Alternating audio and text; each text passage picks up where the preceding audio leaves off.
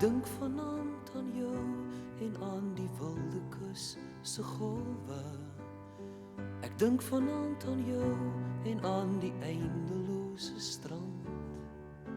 Ek dink aan rotskastele, watervalle na benede en beestepaadjies sukkel oor die rand. En ek wens dat ek my liedjie vir jou kon sing. Ek weet dat jy die woorde sou verstaan. Ja, ek wens dat ek my liedjie vir jou kon sing. En ek weet dit sou weer 'n vonkel in jou oë bring.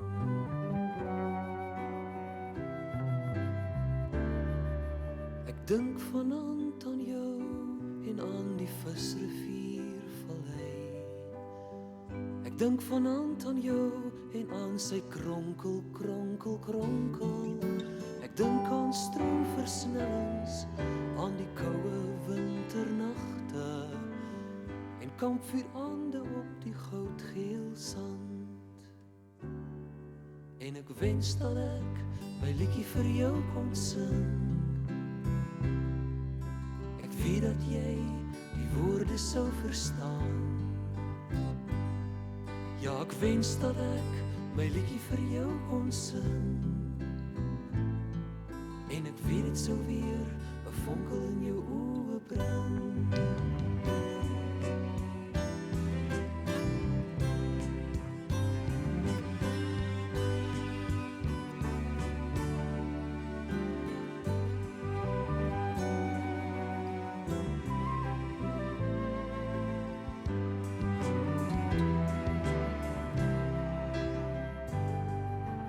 Dink vanaand aan jou en aan die blou. Ons staan nou hier by die pilare of, mens kan seker sê die hoekstene waarna ek net nou verwys het.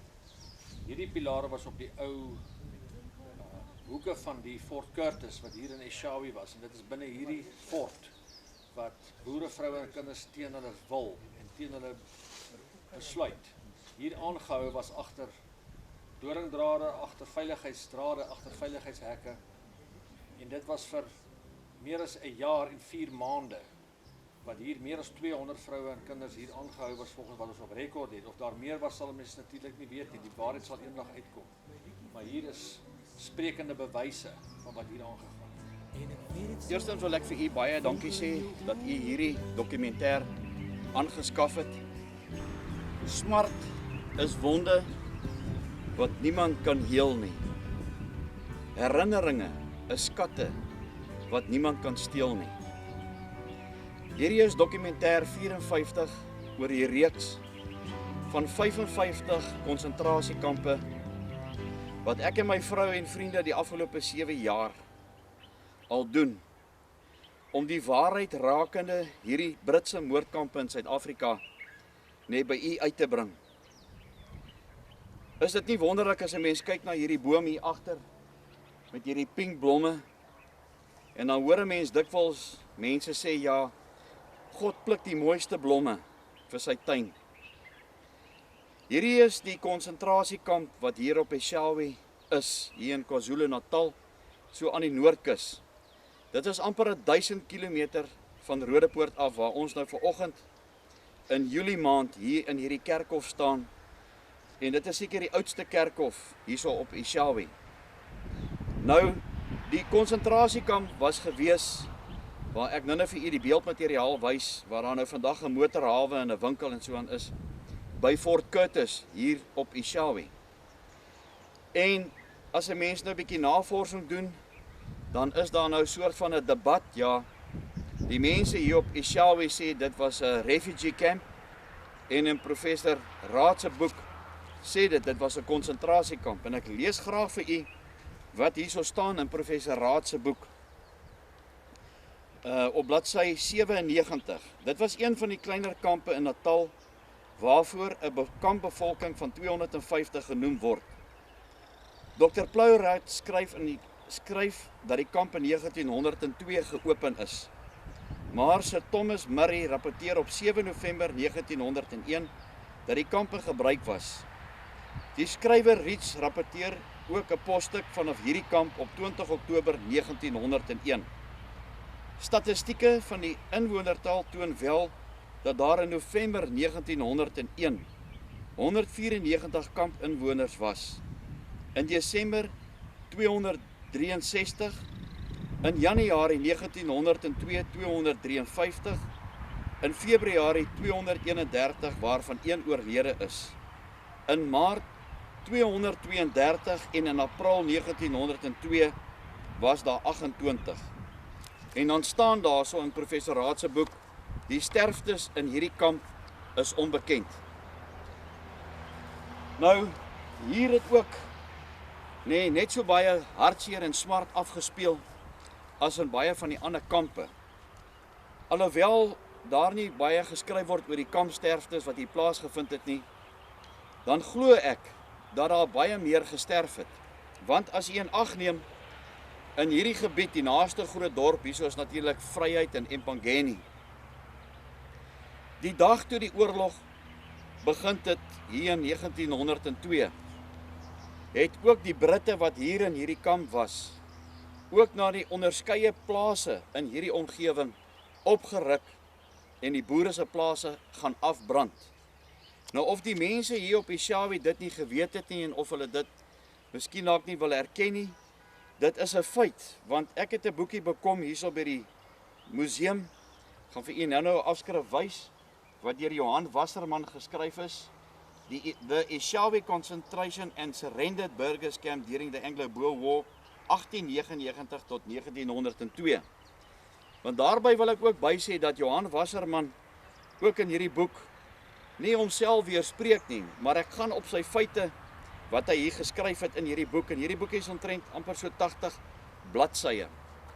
Nou hoekom ek sê is dat daar dalk meer sterftes so goed was, as ons dink, Vryheid is omtrent 180 km van hier af, en die plase en die omliggende gebiede was ook afgebrand deur die Britte, en hulle was ook geforseer om van daar af hierna toe te kom. Glo ek dat daar baie sterftes langs die pad gebeur het. Nou, as so 'n vrou of 'n kind doodgegaan het, wat het hulle dan gemaak met daai lijk? Daar was nie fasiliteite soos wat ons in vandag se tydperk het nie. Ek glo dat hulle daar en dan net daar langs die pad begrawe is. Nou, in hierdie kerkhof waar ons op die oomblik staan, is dit seker omtrent so 3-4 km waar die Fort Curtis geleë is. En of 'n mens daai vrouens se kinders se grafte hier in hierdie kerkhof sal kry, hier is nogal redelik baie ou grafte, as jy kyk na hierdie ene. Hierdie oomie is gebore in 1854. En ek sê dikwels baie van my inligting wat ek gekry het is in die ou dorpsbegrafplase.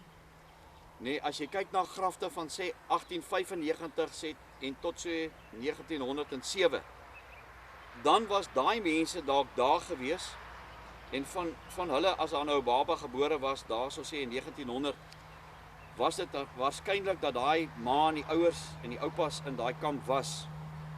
Maar dit het ook gebeur dat baie van hulle gedurende daai tydperk dood is in daai kamp, en dan begrawe is, en toe die oorlog beëindig is op 31 Mei 1903, het hulle dan na die tyd teruggegaan en dan 'n grafsteen vir die kinders se goed opgesit is. Maar ek wil baie graag uitklaar oor die refugee camp en oor die konsentrasiekamp wat hier was, en ek wil graag vir u lees, en ongelukkig glo ek in elk geval nie aan hulle feite wat hulle hier so is nie, want dit kom uit Encyclopedie Britannica. Nou ja, enigiets wat Brits is, wil ek nie, die Britte oralste waar hulle gekom het in die wêreld, het hulle onmin en moeilikheid en chaos veroorsaak. So ek wil in elk geval nie my feite baseer op hierdie ensiklopedie nie. Nou sê dit hierso, according to the Encyclopedia of Britannica, concentration camps are defined as follows. In times of hostility, civilian populations sometimes have been consecrated in camps to prevent them from engaging in guerrilla warfare or providing aid to enemy forces, or simply as means of terrorizing the population into submission. This definition seems appropriate, as during the Anglo-Boer War, an excess of 120,000 Boer non-combatants, mostly women and children, were forcibly cleared off the land into more than 40 concentration camps, including Eshowe. En later in die boek sê hierdie Johan Wasserman dat daar eintlik 126 konsentrasiekampe in Suid-Afrika was. Dit is hulle argument dat die konsentrasiekampe gestig is, want boervrou en kinders het nou hierdie boere goed voorsien van inligting wat die kampe goed was. Ek glo dat dit miskien wel 'n feit was, maar dat dit 'n refugee camp was, stem ek definitief nie meer saam nie. My feite is daarop gebaseer. Sê nou maar hier breek 'n oorlog in Suid-Afrika uit. En ons mense vlug nou na Mosambiek toe. Wanneer jy dan nou aankom in Mosambiek, is jy 'n vlugteling. Daagliks sien jy op televisie die vlugtelingkampe daar in Irak en ander dele, jy weet, van die land. Onder andere Engeland wat nou met so 'n lekker probleem daar aan die kant sit. Daar's dan natuurlik 'n spesiale kamp vir hulle gebou, sodat die regering daarom 'n manier van kontrole oor hulle kan hê, en daar word hulle voorsien deur middel van tente en kos en mediese hulp. Dit het nie gebeur hier in hierdie Eshowe kamp nie, want in hierdie feitelike boek wat Johan Wasserman geskryf het, sê dit dat die Britse offisiere en die Britte saam met die Zulus gegaan het. Hulle het die Zulus bewapen en dan het hulle by hierdie boere se plase gekom, die plase afgebrand, en daai boervrou en kinders was dan geforseer hier na hierdie konsentrasiekamp toe hier op Eshowe. Wat ook vir my verbasend is, ongelukkig sê professor Raad se boek dit nie, maar hier's 'n bewys hier in die agterkant van hierdie boekie, nee, met name van die boervrou en kinders wat in hierdie kamp teenwoordig was. En as jy alles hierso bymekaar staan, dan sit amper 523 boervrou en kinders wat in hierdie kamp aangehou was. Nou glo vir my, nee, as ek in 'n konsentrasiekamp is, wat sou my eerste gedagte wees? Ek sou wou ontsnap, want ek wil nie in daai haglike omstandighede wat die Britte my ingedompel het, wil ek bly nie. Maar ek sal liewerste op 'n manier wil ontsnap en dan wegkom van so 'n kamp af. Ek wil nie in my vrye wil in so 'n kamp aangehou word nie. En hierdie kampe was niks minder, soos wat professor Raad se boek sê, as moordkampe geklassifiseer nie. Maar daar's ook baie ander interessante gegevens in hierdie boekie. Met die ontstaan van die kamp. Hierdie kamp was vir die afgelope, wel hulle sê vir 55 dae was die kamp hier gewees. Nou in baie van die kampe, en ek glo dit het hier ook gebeur, nadat die oorlog geëindig was in 1902, waar sou daai boervrou en kinders dan heen gegaan het as hulle plase afgebrand was?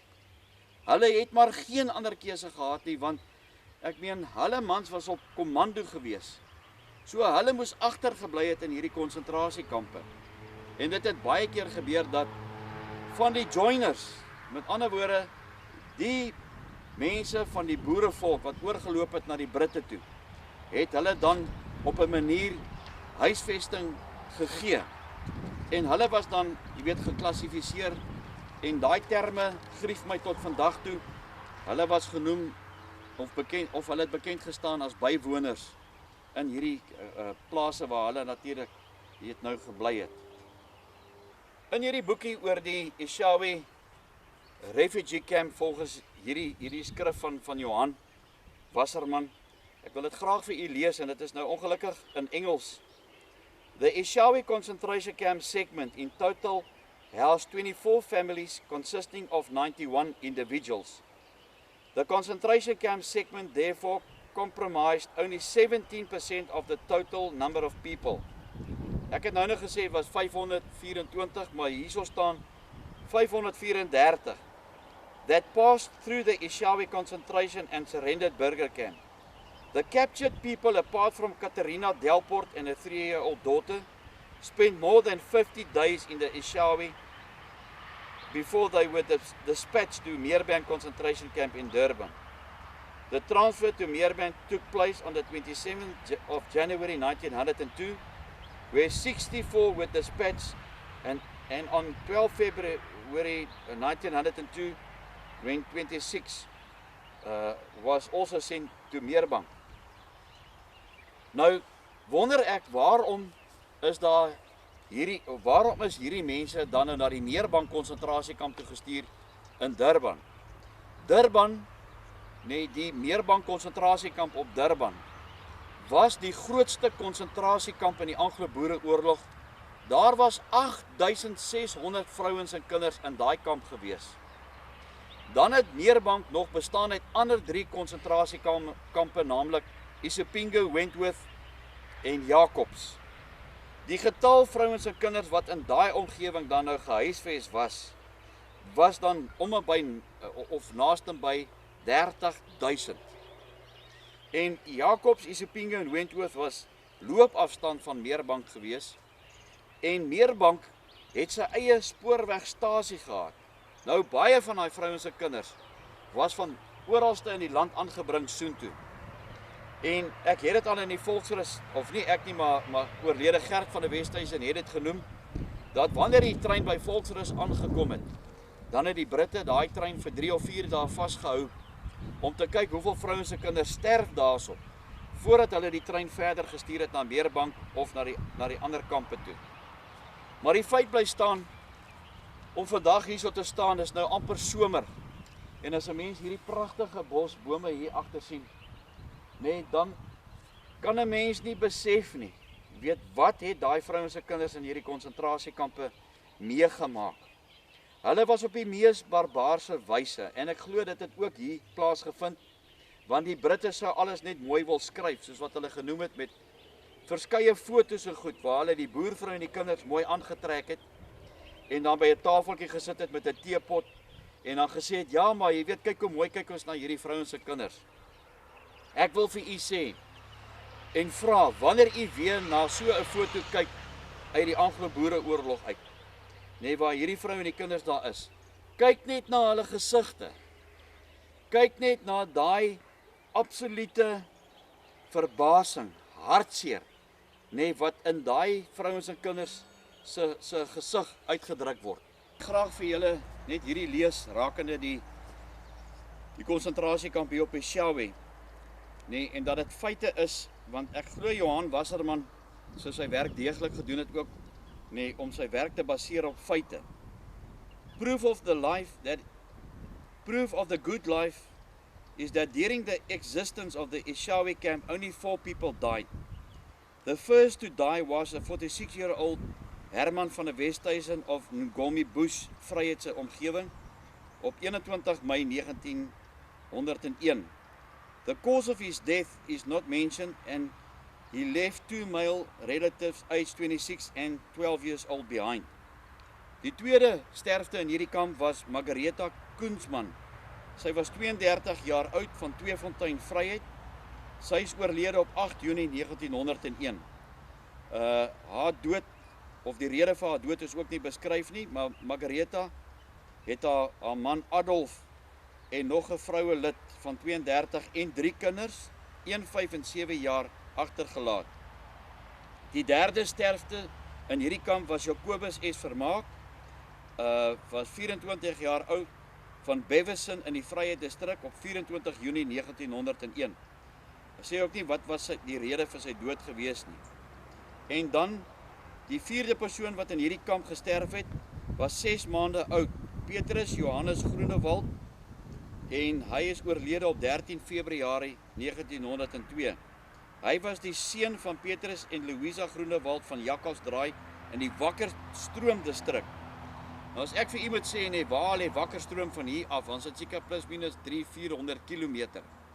So hulle is van Wakkerstroom ook afgebring na hierdie konsentrasiekamp hiernatoe. En ek dink dit moet verskriklik gewees het. Want toe ons nou gister hier ry van Vryheid af hier na Eshowe toe, as iemand sien op 'n party plekke, die bosse wat daar is, dan was dit 'n verskriklike rit gewees om hulle net hier na Eshowe toe te bring. So ander stukkie skryf ek ook uit hierdie boek uit. During the duration of the Eshowe camp, 3 children were born. The first to be born was Johanna de Lange on the 16th of July 1901 to a 20-year-old mother of the same name. The father, Wessels de Lange, was on commando at that time, and the young mother surrendered 2 months before the birth. The second to be born was Maria Delport, who was born shortly after her heavily pregnant mother was captured by the British Army on the 30th of December 1901. Maria later died in the Meerbank concentration camp as mentioned above. Die derde kind wat gebore is in hierdie Eshowe camp was Martinus. Hy was op die 13de Maart 1902 op die toe die surrendered burgers Lodewijk en Elisabeth die Jager of Lisbon in die Vryheid distrik. Nou hierdie is dokumentêr nommer 54 van die 55 bevestigde boervrou en kinder konsentrasiekampe wat daar was in Suid-Afrika. En dit is 'n feit, elke jaar as 'n mens televisie kyk, veral baie op CNN en op Sky News, dan word daar 'n verskriklike groot ding gedoen oor die konsentrasiekampe in Duitsland en hoe die Duitsers verag word oor die sogenaamde moorde wat hulle gedoen het op die Jode gedurende die Tweede Wêreldoorlog.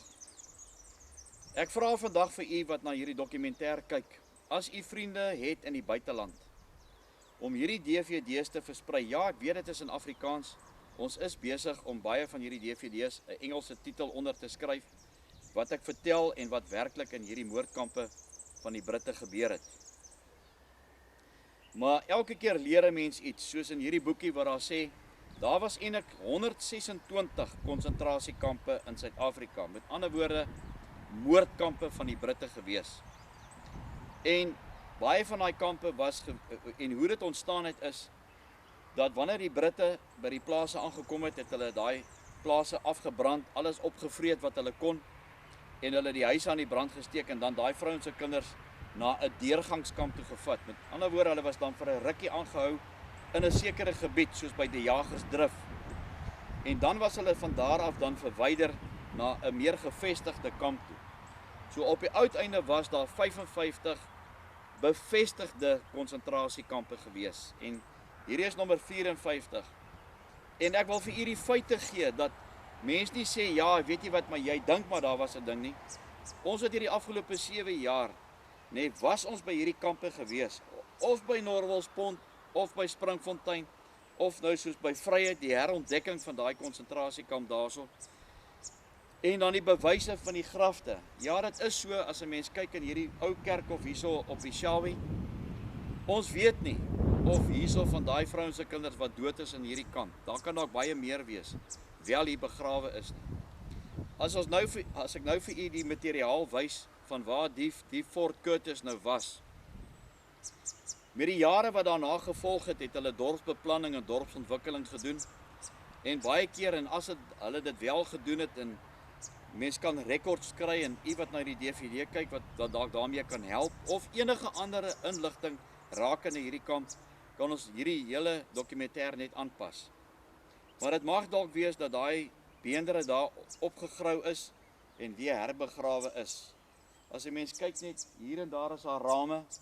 Hier het die mos ook as gevolg van die kus of die see wat naby is, het baie van die grafstene is hulle toe van die mos. Maar wat dit ook al sê, dat hulle dalk hierso begrawe is. En ons hoop en vertrou dat u vir ons dalk meer inligting kan gee oor dit. Maar die feit bly staan dat hierso wel 'n konsentrasiekamp was in Eshowe, is 'n feit soos 'n koei. En ek stem nie saam dat hulle praat van 'n refugee camp nie. Die boere het nie uit hulle eie uit hiernatoe gekom en toe besluit, hoor jy, hulle gaan nou hier by die Britte bly nie. Want in hierdie boekie, en ek sal vir u die bladsy wys, daar word dit weer bevestig, dat die Britse soldate saam met baie gewapende Zulus na die plase toe gegaan het, die plase afgaan brand het, en daai vrouens se kinders teen hulle wil, hulle hiernatoe gebring het. En daarom doen ek 'n beroep, ook op u, indien daar 'n konsentrasiekamp in u dorp is, om dit asseblief te gaan probeer netjies hou, die gras te sny, blomme te plant, en elke jaar, op die 16de Junie, dat u 'n gedenkdag daar sal hou. Ek tree ook op as spreker, om vir u baie meer detail te vertel, want daar is net te veel om te vertel, want elke kamp het sy eie meriete, en daar het sekere goed in sekere kampe gebeur.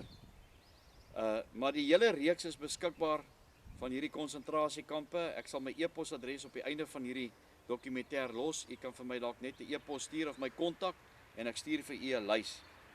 Maar ook wil ek vir die borge sê baie dankie vir oom Piet Botha en vir oom Lukas Fiek. Ek gaan 'n bietjie later met hulle praat, dat hulle ook hulle insaag gee raak in hierdie kampe. Ek dink hulle het nou 'n beter idee van waaroor dit gaan. En ons kan hierdie goed net doen deur middel van die geld wat ons kan deur die verkope van hierdie dokumentêre DVD's om vir u die waarheid te wys, of deur donasies, of deur mense soos u of ander persone wat 'n passie het vir ons volk se geskiedenis, sodat ons die waarheid rakende hierdie moordkampe by u kan kry.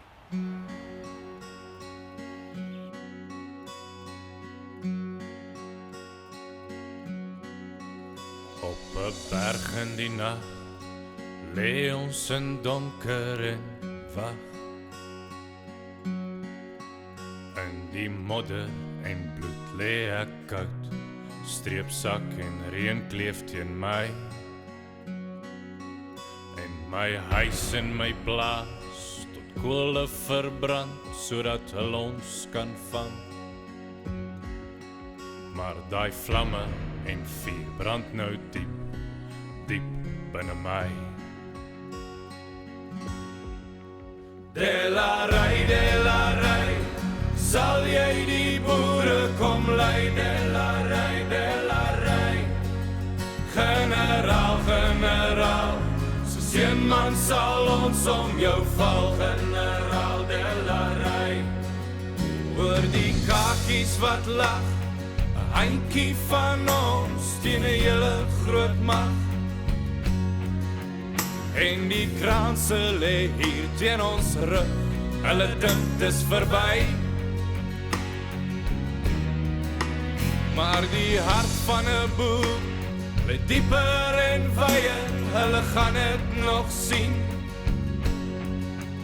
Op 'n berg kom hy aan, die leeu van die Wes-Transvaal.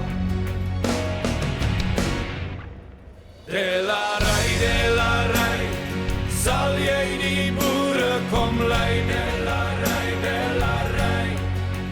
generaal, soos een man sal ons om jou val, generaal. Delarai,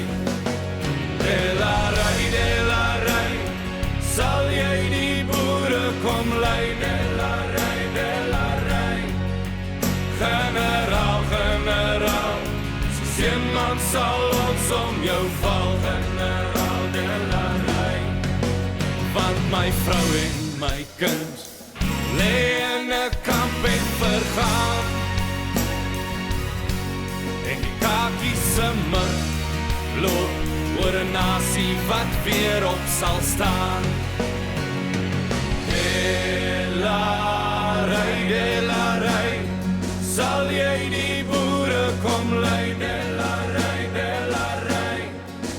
generaal, soos een man sal ons om jou val, generaal. Delarai, sal jy die boere kom lei? Delarai, generaal, soos een man sal ons om jou val, generaal. Generaal, sal jy die boere kom haal?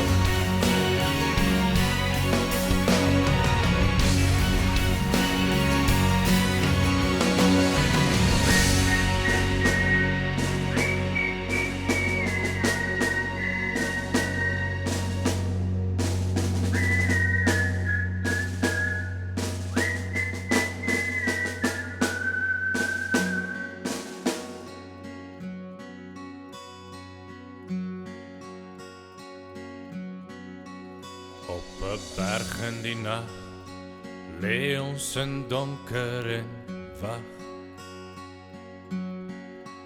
In die modder en bloed lê ek koud, streepsak en reën kleef teen my.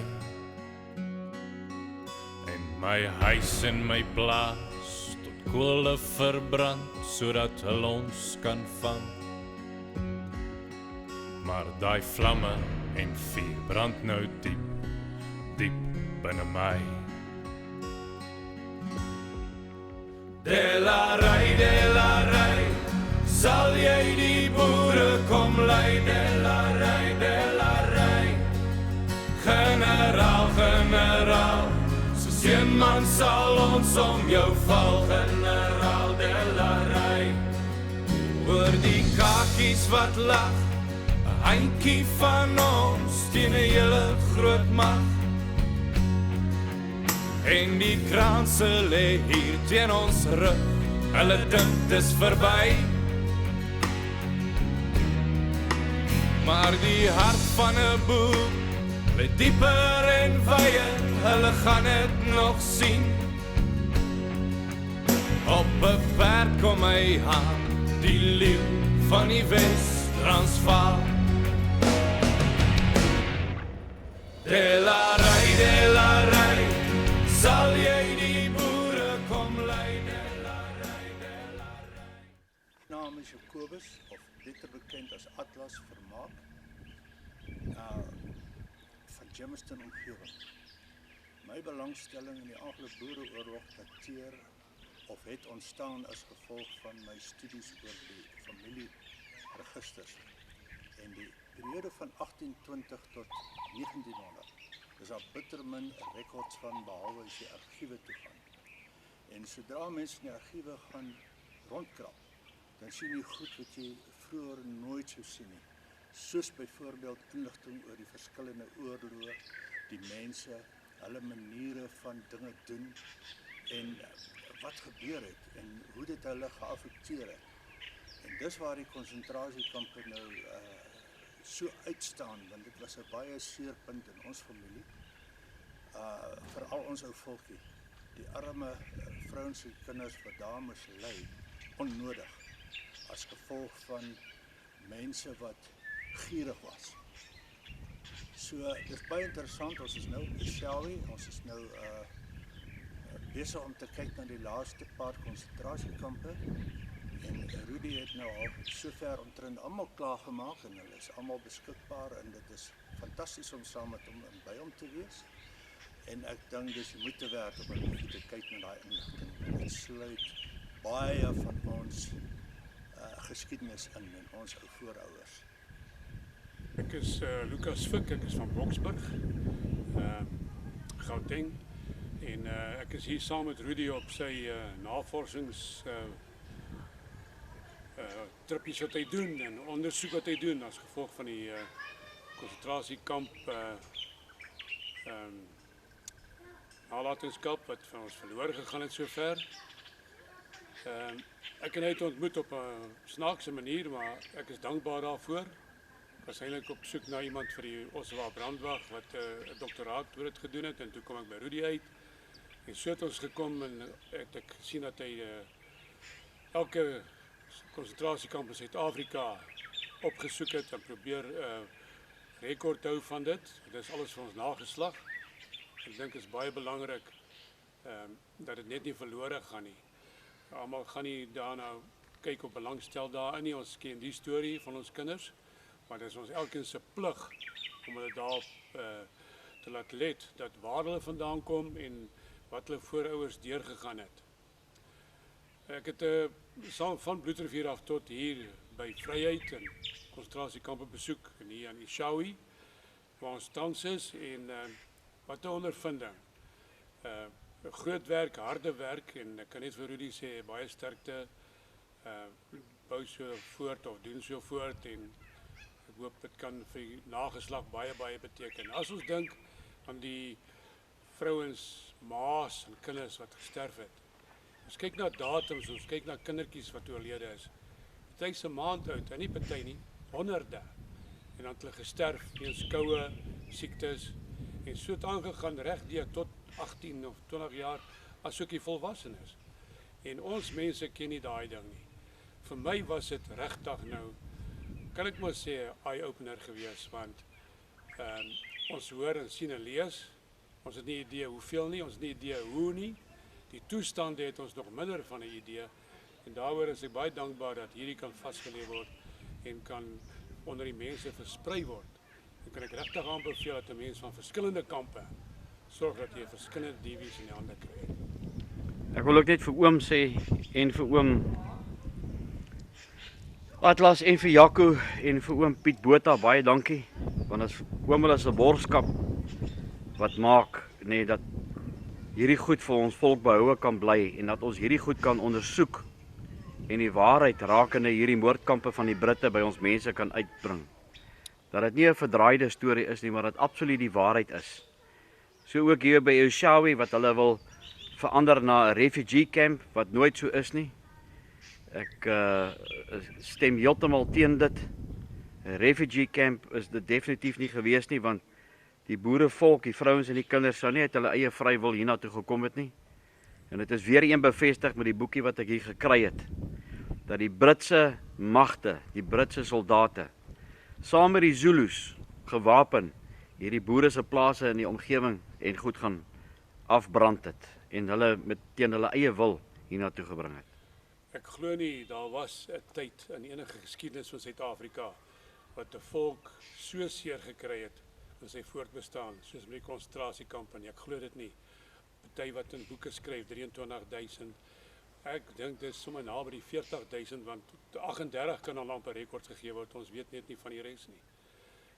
As ons kyk die maniere waarvan hulle ontslaag geraak is, die afgestorven is, of begrawe of in 'n gat gegooi is, ek kan net sê, dit maak jou regtig hartseer. En dis hoe ek ook voel. En Rudie, baie dankie, dit was 'n groot plesier vir my. Goeiemôre, my naam is direk, ek is van Kreeusdorp omgewing. Ek het so 'n paar jaar gelede het ek met rudierousseau bevriend geraak en toe ontdek dat hy met 'n baie besonderse projek besig is, en dit is onder meer die ondersoek en navorsing rondom die dood van die vrouens en kinders in die konsentrasiekampe. Ek het dit baie interessant gevind om aanvanklik net na hom te luister.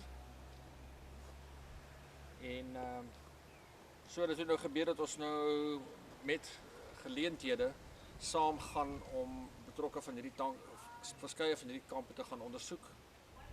En ons was onder meer by die slagters Nek Rebellie. Ek was saam met hom ook by van die ander kampe. Ons is nou huidiglik hier in Eshowe in die Natal omgewing. En dit bly maar 'n skok om te sien hoe die Britse magte teenoor ons mense opgetree het. Daar bestaan by my geen twyfel dat hierdie Britte nie dit onwetend of in onkunde gedoen het nie. Hulle het presies geweet wat hulle doen om hierdie mense in hierdie kampe in te dryf. As jy kyk hoe hulle te min proviant gehad het, hoe die rantsoene gesny was, hoe daar siektes in die kampe was, hoe daar net ellende en dood was van onder in die Kaap tot bo in die noorde van Transvaal. Hier by Eshowe is dit maar weer dieselfde. Hier het ook maar hartseer sy hoogtyd gehad. En op hierdie geskiedkundige terrein waar ons hier staan, is daar onder andere van die hoekstene van die een kamp van Eshowe wat nog hier agter gebly het. En mens wonder waar, jy weet, baie van ons volksgenote begrawe is, want ons het met ons omswervinge agtergekom dat jy kom wel op grafte af en bewyse van volksgenote wat gesterf het, maar daar is baie gevalle waar 'n mens nie met sekerheid kan sê waar is ons volksgenote begrawe nie. Dit is 'n hartseer verhaal, dit is 'n deel van ons geskiedenis wat eintlik herskrywe moet word, sodat die feite in die lig kan kom en dat ons volk die waarheid kan kry. Ek sê vir Rudie dankie vir die geleentheid dat ek weer saam met hom op een van hierdie sendings kan wees en ja, dit is nie net 'n skok nie, dit is ook baie interessant. Dit leer ons omtrent ons herkoms en dit vertel ons baie omtrent ons volk. Ons volk het regtig in 'n geslag of twee van tevore het ons regtig alles uitgehaal en alles opgeoffer ter wille van ons vryheid. En mens wonder net of daardie selfde strewe, daardie selfde erns ook weer ons volk gevind sal word in die geslagte wat kom. Want indien dit so kan wees, dan sal ons weer hoop kan hê om ons vryheid terug te kry.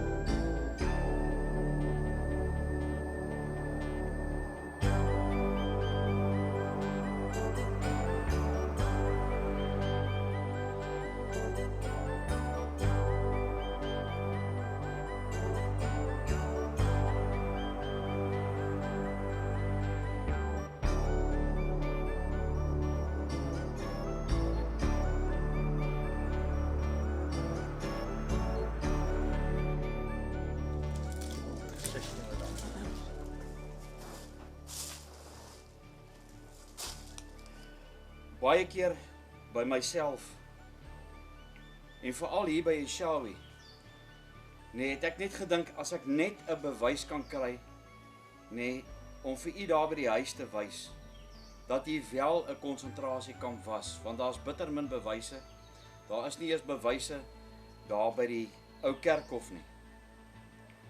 En toe Jaco net gepraat het van die 2 pilare, ek het eintlik vergeet van dit, wat op die kante was om die konsentrasiekamp uit te wys. Toe stap ek van daar aan die ander kant af om die 2 pilare te kom wys.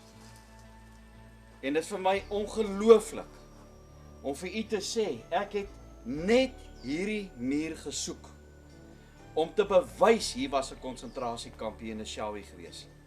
En hier is die bewyse agter 'n kerk by hierdie Ngwai museum weggesteek. Die verraad wat die Britte gepleeg het teenoor hierdie boerevolk, mag hulle eendag hierdie straf wat hulle gedoen het aan hierdie onskuldige 38.000 vrouens en kinders dubbel en dwars terugkry. Hierso staan: in memory of the 48,000 horses and mules killed and wounded during the Anglo-Boer War, in a course of which they knew nothing. Net so het die Britte die grootste verraad kom pleeg teen hierdie boerevolk hier in Suid-Afrika toe hulle goud en diamante kom ontdek het. Net so onskuldig soos wat daai diere was, was daai 38.000 boervrou en kinders in hierdie moordkampe van hulle vermoor. Daar is maar geen manier nie. En dankie professor AWG Raad, as jy ooit enig na hierdie DVD kyk. Dit is jou inspirasie, die opdrag wat aan my gegee was, om die bewyse te soek van hierdie moordkampe van die Britte. Hier is dit weggesteek. Dit is maar tragies dat die kurator van hierdie plek, ook nie of hy wou nie weet nie, of ook nie geweet het van hierdie gedenkmuur hier agter wat weggesteek is. Want as jy die plek besoek, dan stap jy hierdie hele oefening by. Maar dankie ook vir oom Lukas, oom Atlas, Jaco, dit is net vir my fantasties, net toe ek die sien, met die bewyse van die konsentrasiekamp wat hier was in Suid-Afrika. Dit laat 'n boer se hart warm klop. Oom, Lees dit 480.000 perde. nou maar ek het gesê 480.000 perd. Wel, hierso staan, ter nagedagtes aan die 480.000 perde, donkies, wat gedood is gedurende die Anglo-Boereoorlog. En hulle sou nie gedood gewees het, as die Britte nie hulle voete in hierdie land kom sit het, met die verraad wat hulle hier kom pleeg het nie. As 'n mens gou dink, ek het gesien een boekie ook daar, die boekie oor hierdie Eshowe konsentrasiekamp, waar hulle gepraat het van die pas. Die paswet was deur die Britte ingestel in Suid-Afrika. Daai tannie of oom of dogter wat hierdie konsentrasiekamp wil verlaat het, mag dit nie verlaat het as die Britse offisier nie vir haar paswet gegee het nie. En toe word dit net so oorgedra. Ons ouens wat in die weermag was, het ook 'n pas gekry. En as jy op 'n naweekpasse goed gegaan het. Maar toe word dit omgedraai en gesê, ja, alles wat verkeerd gaan in hierdie land is die boer se skuld. Wat die grootste leuen is, die boere van daai tyd wat teen die Britte kom veg het niks geweet van 'n pas nie. Hy was 'n boer gewees. Die Britte het hierdie verraad in hierdie land ingebring. En mag hulle gestraf word, vir dit wat hulle hier aangedoen het. Dit wat hulle die boere, vrouens en kinders in hierdie land aangedoen het. Waarvan 22.050 kinders gesterf het. Boerekinders onder die ouderdom van 15 jaar. Lukas, kyk nou hierso. Kyk wat staan hier. Waar wil jy nou meer inligting hê as dit? Ek het eintlik so groot knop in my keel as jy dink. Ons praat weke lank en 3 dae aan mekaar op ons toer. En op soek na hierdie plek. Niemand in hierdie hele dorp. Nadat ons 'n kurator gevra het, is daar so iets op hierdie hele perseel van jou monument? Dat hy sê nee, hy is kurator hier en hy is nie bewus van so iets nie. Ja. Toe kom nou herinner van hierdie storie. Toe staan 'n happy bubbles en duidelik van by, maar net instruksies van bo af gekry. Moenie praat nie, moenie niks. Hier is dit weggesteek agter 'n bos bome. Dit wys net vir jou, nee, in hierdie nuwe Suid-Afrika word die feite omtrent die geskiedenis moetswillig toegesmeer en die Afrikaner het 'n aandeel daarin, omdat dit vir my lyk of hulle nog steeds na die trom van die Britse kom ons sê opperheersers dans, Ja, die hulle nog empire. steeds die koningin in Engeland wil tevrede stel en tot en met vandag die Britse regering of die koningin van Engeland nog nooit om verskoning gevra vir die misdade wat hulle gepleeg het teenoor ons volk nie. Hier by Eshowe, hier is 'n gedenkplaat wat duidelik wys dat hierdie maar net een van vele kampe was waar ons volk se kinders en vroue onnodig vermoor was terwille van goud en terwille van diamante. Die hebsug het maar net nog nooit 'n einde gehad, soos wat dit van Engeland af oorgevloei het hiernatoe en natuurlik ook onder die inspirasie van die Joodse bankiers wat geld beskikbaar gestel het vir hierdie tommies om hier te kom veg, om boere, vrouens en kinders te kom te vermoord terwille van geld nie. Maar jy weet Jaco, wat vir my nou die seerste maak, is die feit dat hulle nou hier 'n gedenksteen opsit vir 480.000 Perde, en muile, donkies, donkies, ja. maar hulle noem niks van die arme mense nie. En die mense is deur hulle verwaarloos, terwyl die arme diere deur die omstandighede en die omgewing daaronder moes ly en deur siektes. Ek wil by dit las as jy dink, hoe is die gelyne uit die punt toe? Ons het 2 klippe kom afneem, dis al wat ons gewys is. Precies. Vir die grens van hierdie fort ensovoorts. En hier in Rudie het gebly vas staan en gesoek. En ek is hoendervleis hier waar ek staan, ek dink hoe hy gelei is na hierdie ding toe wat jy nêrens, jy kan hom nie sien nie. En dis net 2 bome ver. Hier is die bewys, terwyl niemand in die dorp ons kan sê, mense, daar is darm 'n gedenkteken nie. Ja. Vir maas, Ek is bly dat die goed op film vasgelê word, want as die goed ooit in die toekoms deur verweer of deur moetswillige beskadiging verwyder is, dan is dit ten minste op film Op vas. film vas, dan het ons bewyse dat dit bestaan. Ja. Dus ter herdenking van hierdie mense. Dankie Rudie dat jy volgehou het en vasgestaan En het. dat ons met trots kan sê, dankie. En ons is bly om te weet wie en wat ons is. Ja. Hoeveel keer het ons nie net hier rondgestaan en geloop nie. En jy kon dit nie sien nie. Kon dit nie sien nie. Hier is weggesteek. Ja.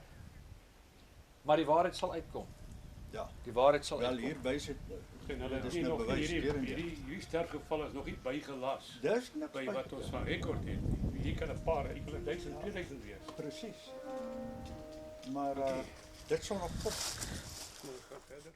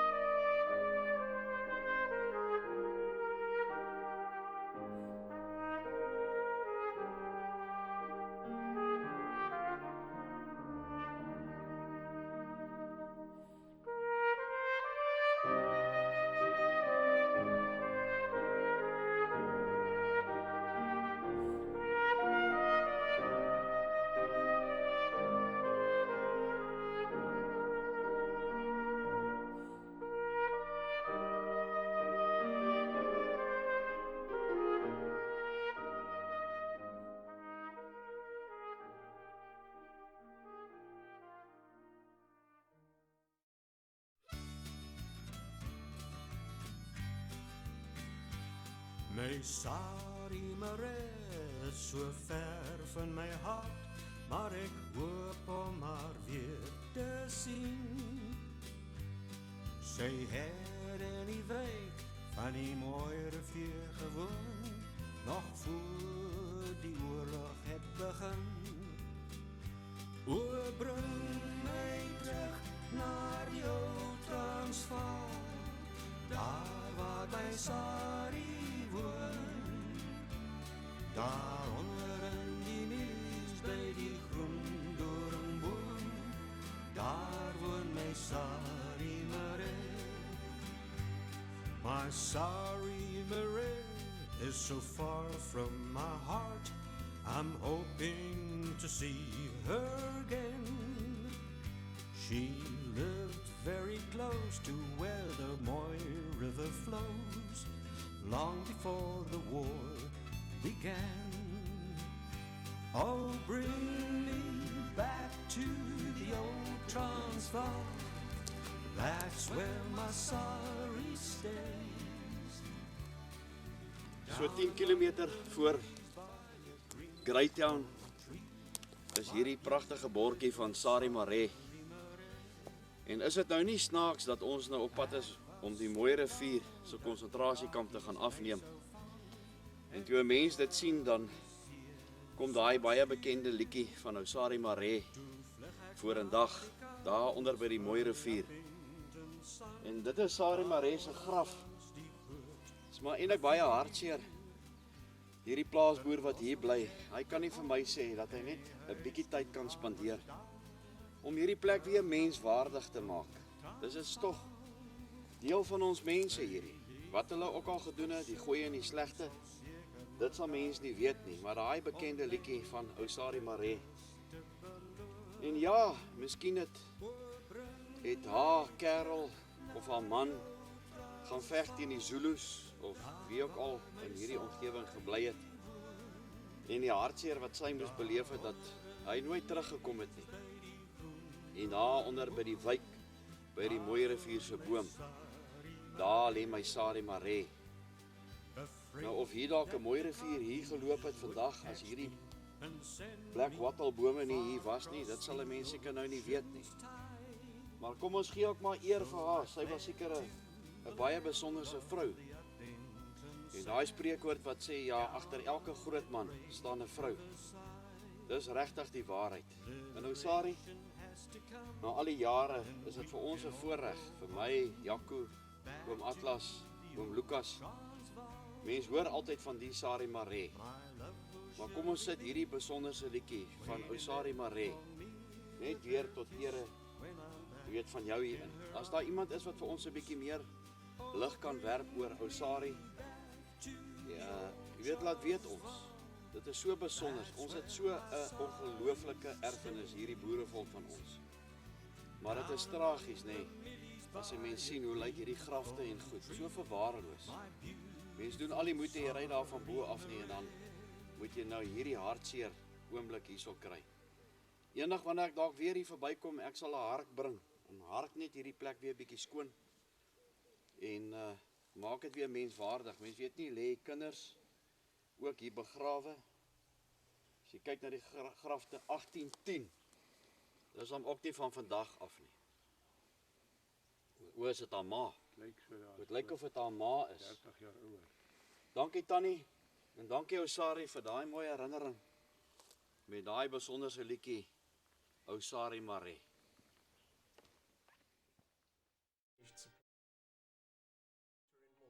Were available, and then he joined the forces at the front. The British would use the farms for the same needs, looting and taking livestock, and whatever was needed for their troops. Kitchener's scorched earth was altogether more onerous. Instructions were issued to shoot all livestock, even dogs and chickens, and burn houses to the ground. Then, any women or children were to be taken from their homes and placed in concentration camps. It was a planned and deliberate war on the families of Boers, which the women and children lived in fear of daily. All families of the farm were often given no notice and were ordered to gather what little they could before the houses were burned. Some of the younger boys, really too young to fight, would choose the open veld and the hope of joining up with their father's commandos rather than internment in the camps. Throughout the country, groups of British soldiers were sacking houses and taking upwards of 350,000 women and children, black and white, into camps set up across South Africa. There were about 45 so-called white camps and over 50 black camps, although there were a number of camps that held both black and white in turns. Initially under Lord Roberts, the burning of homes was only carried out when the rules of war had been broken, and he is on record as saying that troops under his command respected private property. As Boer guerrilla attacks increased, however, so the farm burnings intensified. Yet Roberts still saw this action as one to be used only as a last resort and under exceptional circumstances. He issued orders to this effect, stating that no farm is to be burned except for an act of treachery, or when troops have been fired on from the premises, or as punishment for the breaking of railway or telegraph lines, or when they had been used as bases for raids, and then only with the direct consent of the general officer commanding, which is to be given in writing. The mere fact of a burgher being absent on commando is on no account to be used as a reason for burning the house. All cattle, wagons and foodstuffs are to be removed from all farms. If that is found to be impossible, they are to be destroyed whether the owner is present or not. With Major General Lord Kitchener taking over from Roberts in late November 1900, these orders changed. Under Kitchener, farm burnings and relocation of families to concentration camps was systematic and planned destruction, often seen as in contravention of the Hague Regulations Treaty governing conduct of the war. The women were told to take only what they could carry, and their homes were looted, vandalized and torched in front of them and their children.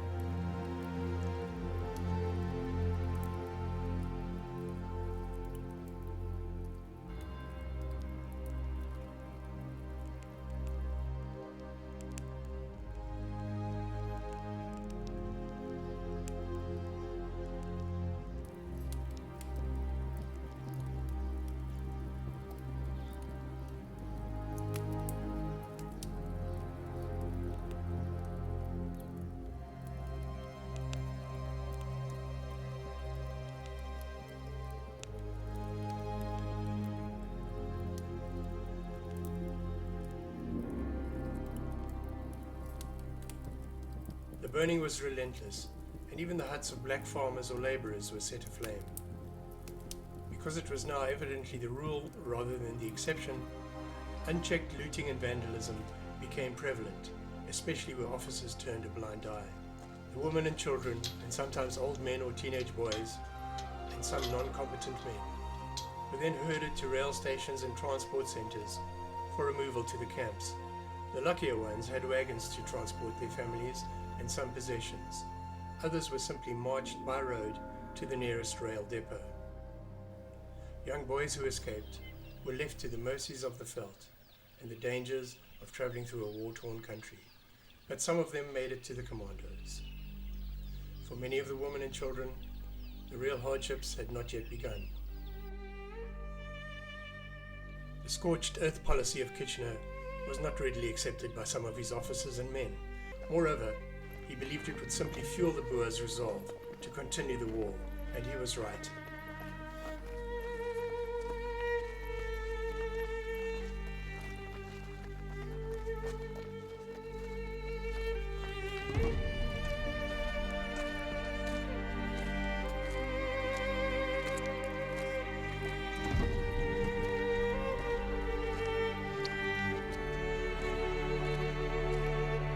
even some of the more senior general staff. General Sir Redvers Buller, who had recently succeeded in relieving the siege of Ladysmith, was opposed to the wide-scale burning and destruction without just cause.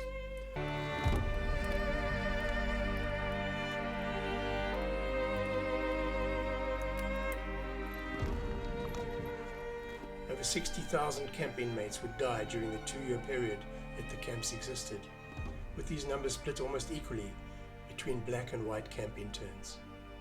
The house burning squads were to leave nothing of use for the commandos. The women were not allowed to take a lot of items with them. They were given about 20 minutes to vacate their homes, and then everything that they couldn't take with was also destroyed.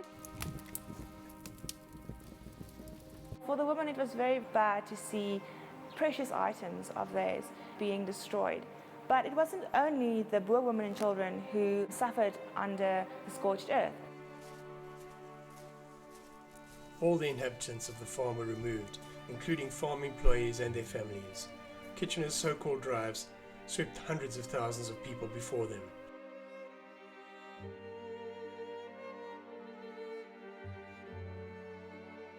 Black people living in the homesteads were also suffering because whenever the British Army came to their houses or homes, they would burn it. They would also kill all their cattle and burn all their crops because they were very, very scared that they would help the Boers. The reason for the scorched earth was to starve the Boers out in the veld. So the British tried to cut off all the help that the Boers might receive from either the Boer women and children or the black people living in their kraals. This is Lizzie van Zyl. She was about 7 years old and she was in one of the white concentration camps. She was starving because the amount of food that her family received was not enough to keep them all alive. Her father was a diehard or a bittereinder. Bittereinders, those who would fight to the bitter end, were the Boer commandos who continued with guerrilla warfare.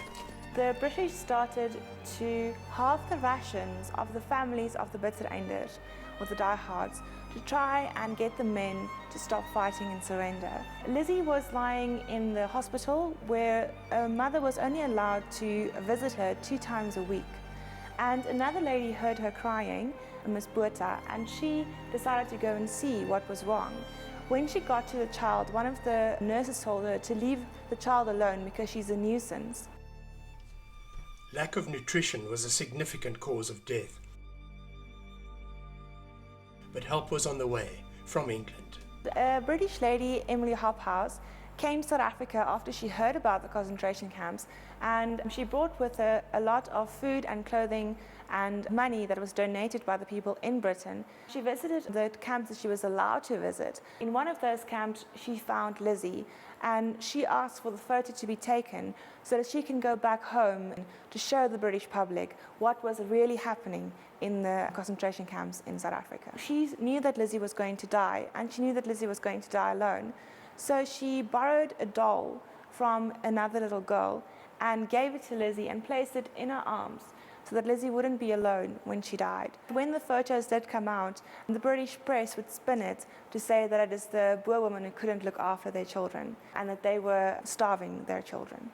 She did go to government and talked about what she experienced because she did reports and interviews with the women in the camps, and then the Fawcett Commission was sent to the camps to go and see if they did find the same atrocities that Emily did.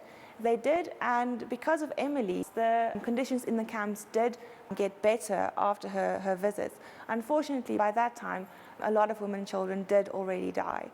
Because of her efforts, Emily was labelled a traitor in her own country, and even Lord Kitchener spoke about her as that bloody woman. The Women's Monument at the Anglo-Boer War Museum in Bloemfontein is in remembrance of the 26,370 who died in the camps, as well as the other women who endured the war.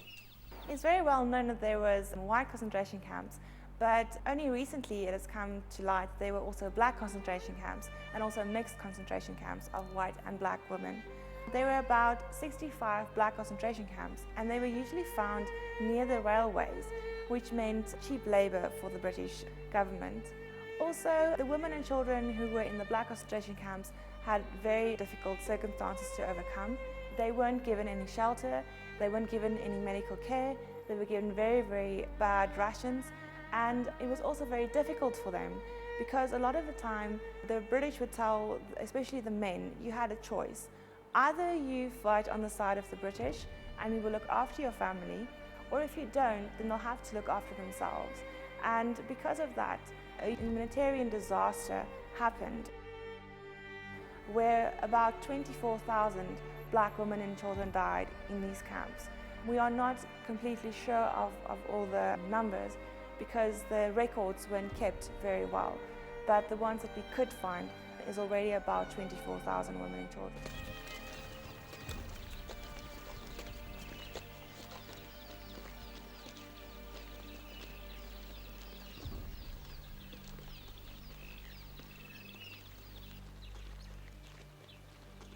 There were about 49 white camps and about 65 black camps. The conditions in the black camps were worse than the conditions in the white camps, but also because there was no military law on how to deal with civilians, there was no laws that the British had to follow, in contrast with the prisoners of war, who had specific rules how your treatment had to be conducted. So the women were taken from their farms to the nearest concentration camp on open cattle trucks. Usually the trucks were very filthy and the women had no way of giving their children food or water. Then when they got to the concentration camp, they would be placed in a tent. Usually it was very tight, you couldn't really lie down. There wasn't any sails underneath, so they would be directly on the ground. Also, the chance of having a bed was very, very low. You would usually just sleep on the ground. Then the camps differed in the sense from the Transvaal and the Free State. The Transvaal camps had barbed wire. The Free State camps had these white rocks that you see in the scale model. Illnesses spread very, very quickly in these camps. The reasons for this was the very, very bad hygienic conditions. Now, in all the camps, the conditions weren't the same. There were camps that were better and there were camps that were worse. It depended also a lot on who the camp commander was.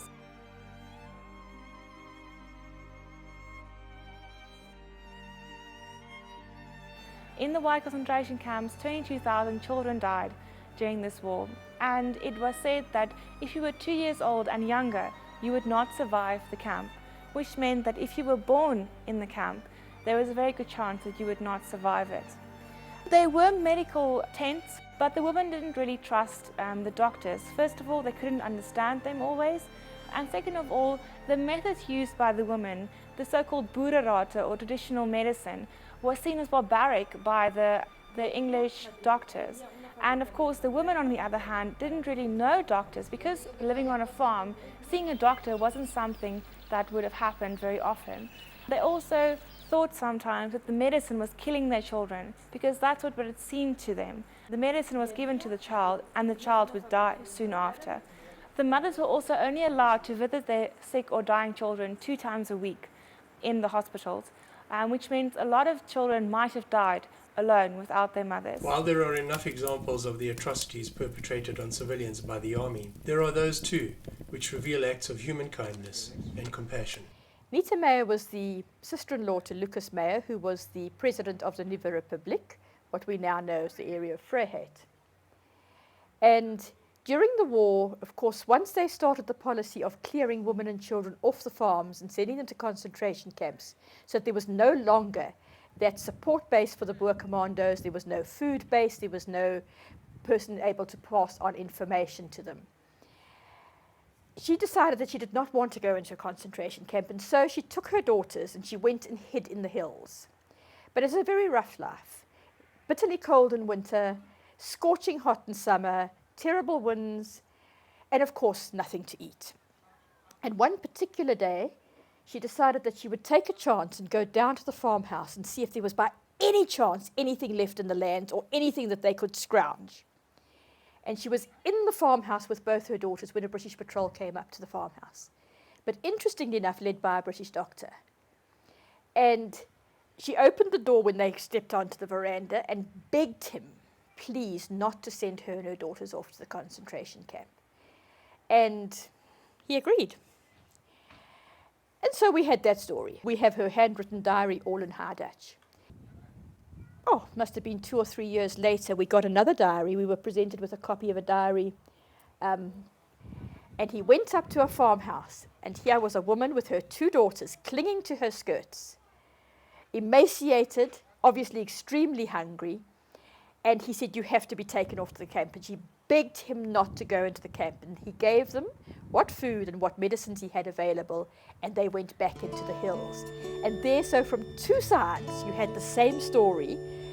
I mean, the chances of something like that happening and getting both those diaries in this museum is absolutely amazing.